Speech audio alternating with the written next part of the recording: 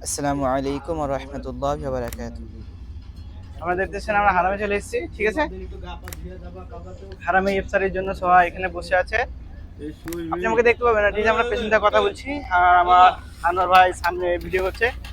এখানে ইফতারের জন্য নামাজ পড়ার জন্য মাগরিবের সবাই এখানে বসে আছে।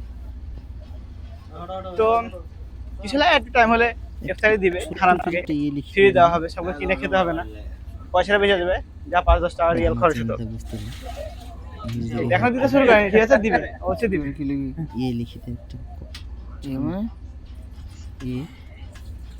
যখন দিবে, ঠিক আছে, আমি দেখিয়ে দেবো, অসুবিধা নেই তোমাদেরকে। আমরা আখির সাথে যাবো, হারামের একদম আখির সাথে যাবো। আখির সাথে গিয়ে তোমাদেরকে দেখাবো যে হ্যাঁ, হারাম থেকে যে ফ্রি খাবারটা দেয় আমাদেরকে ইফতারির জন্য, সেটা কি কি। আজ প্রচণ্ড ভিড়ের কারণে আখেরি ছাদে যেতে পারলাম না। আমরা দেখতেই পাচ্ছি কতটা ভিড়, তাই নিচে যে কোনো এক জায়গায় ইফতারিটা করব ইনশাআল্লাহ। আপনারা দেখতে পাচ্ছেন যে আমরা ইফতারির জন্য অপেক্ষা করছি, আর মোটামুটি 10 মিনিট মতো সময় আছে। আর আজকে ইফতারি হবে 6টা 31-এ।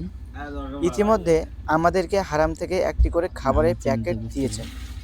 তো চলুন দেখি প্যাকেটের মধ্যে কি কি খাবার আছে।